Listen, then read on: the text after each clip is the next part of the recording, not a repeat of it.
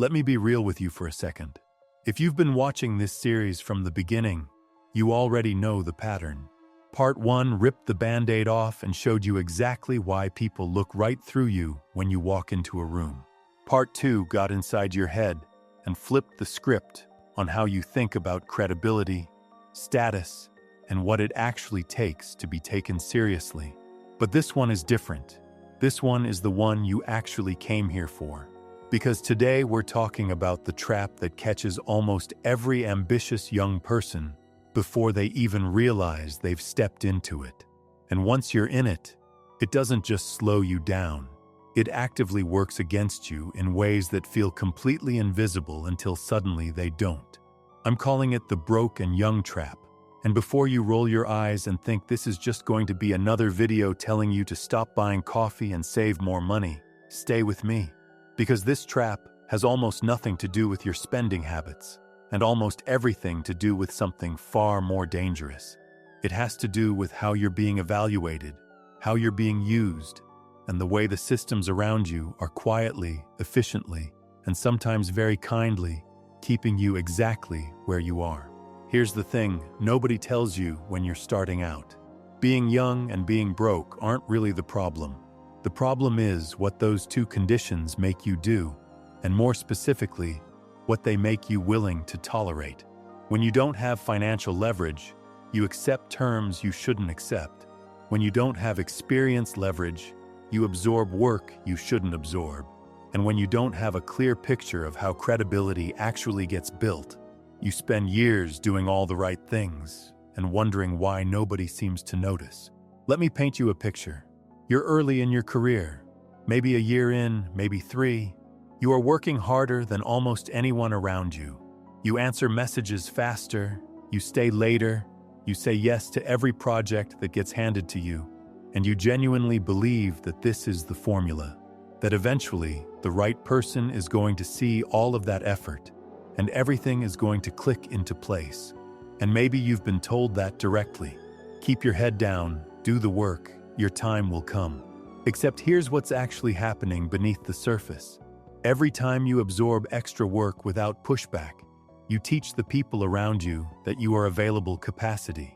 Every time you solve a problem that wasn't formally yours to solve, you make yourself responsible for it forever. Every time you deliver something exceptional, and then quietly move on to the next task, you make your competence invisible while making yourself increasingly indispensable in a way that benefits everyone but you. This is the trap, and it's specifically brutal when you're young because you don't have the track record to push back yet. You don't have the financial cushion to walk away, and you're surrounded by a productivity culture that tells you the solution to all of this is just to work harder and optimize better. Better systems, better mornings, better habits, and those things aren't useless, but they are solving the wrong problem. You don't need to carry the weight more efficiently. You need to stop accepting weight that was never supposed to be yours. Now here's where this gets psychologically interesting, because it's not just about what's happening at work. It's about the decisions you're making outside of work, and more specifically, the story you're telling yourself about why you're making them. When you're young and you feel financially behind, your brain starts running these simulations. You imagine the version of your life where you finally hit the income number, where you finally get the title, where you finally move into the apartment, or buy the car, or land the role that signals to the world that you've arrived. And those simulations feel incredibly real. They feel like motivation. They feel like direction. But there's a massive problem buried in them that most people never diagnose until they've already paid the price for it. Your brain is a genuinely terrible predictor of what will actually make you feel different on the inside.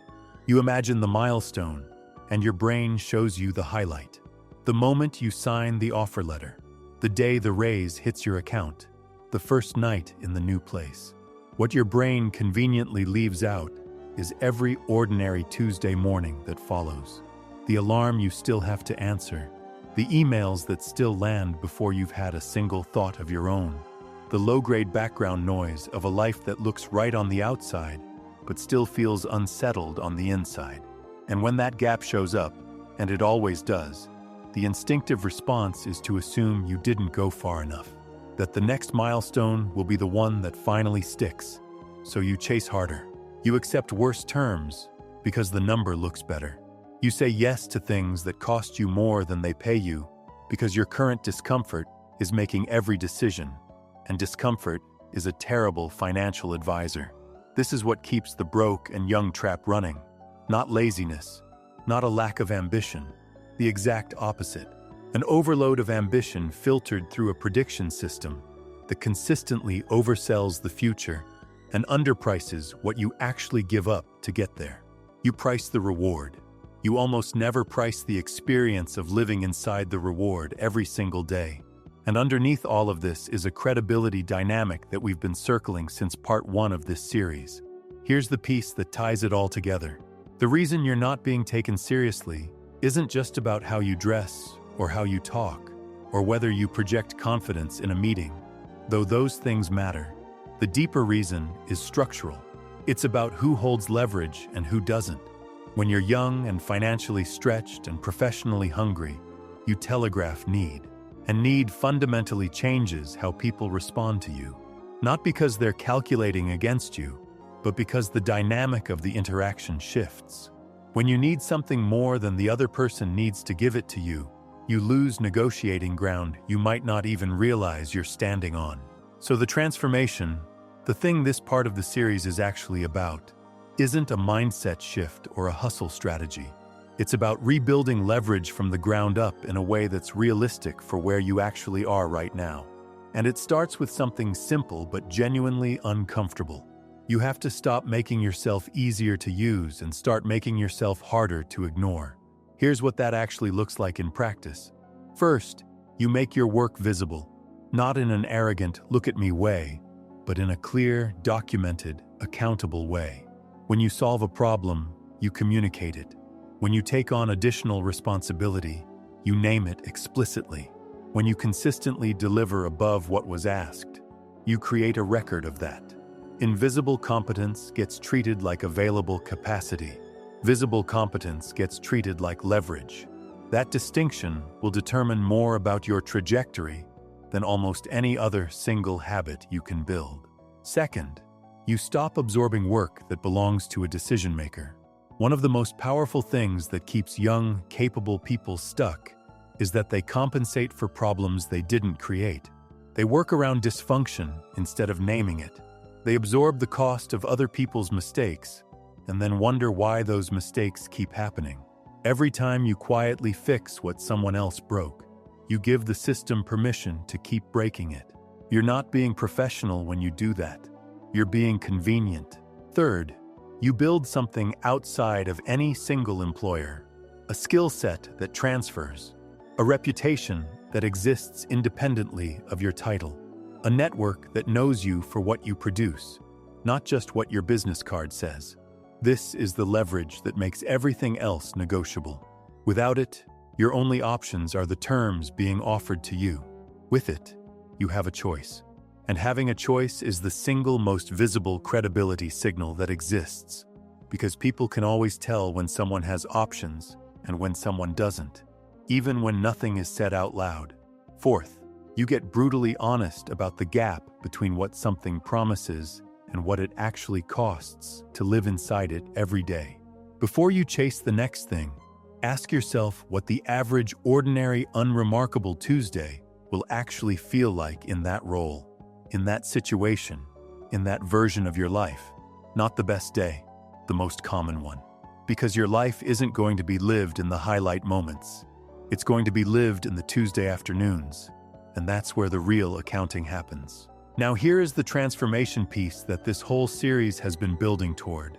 The people who get taken seriously, consistently, and not just in flashes.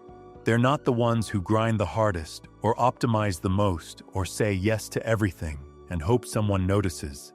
They're the ones who understand the game well enough to play it differently. They know how credibility actually accumulates. They know how leverage actually gets built. They know that being available is not the same as being valuable. And they know the difference between absorbing cost and creating impact. And here's the part that matters most for where you are right now. You don't need to be further along to start making this shift.